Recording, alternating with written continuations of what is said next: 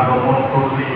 তখন হঠাৎ করে কিছু চক্রান্তকারী লোক প্রতি বছর নূহ নবীকে নির্যাতন করার জন্য, কষ্ট দেওয়ার জন্য, নূহ নবীর দাওয়াতি কাজকে বন্ধ করার জন্য তারা বিভিন্ন চক্রান্ত করেছিল।